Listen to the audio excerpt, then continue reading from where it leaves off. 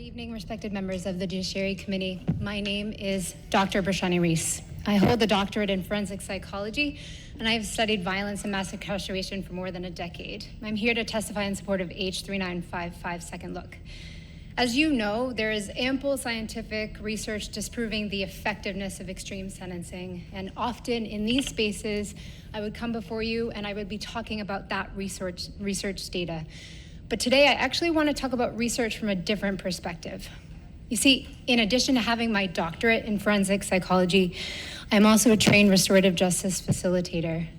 But I did not seek out RJ as a part of my doctoral training. I sought it out as a survivor of attempted murder who did not find closure or healing with the incarceration of the person who harmed me. I did not want prison for that person. I wanted treatment and accountability. And it turns out that I am not alone.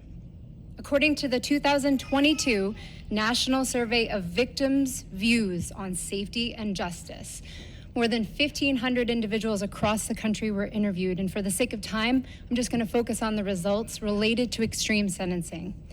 Based on the findings of the survey, 2 out of 3 crime victims prefer shorter prison sentences and spending more money on prevention versus prison sentences that keep people in prison for as long as possible.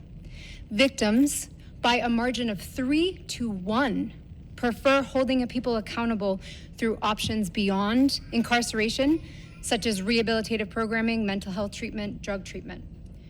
Crime victims are more than 3.5 times more likely to prefer the authorization of earned credit towards sentence reduction for participation in rehabilitation, treatment, education, job training, versus the arbitrary requirement of completion of a sentence at the time that the crime occurred.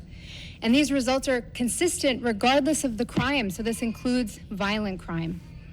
There is a myth perpetuated in our culture that all survivors are the same and that all oppose any type of earned release for those who have demonstrated accountability, remorse, and change.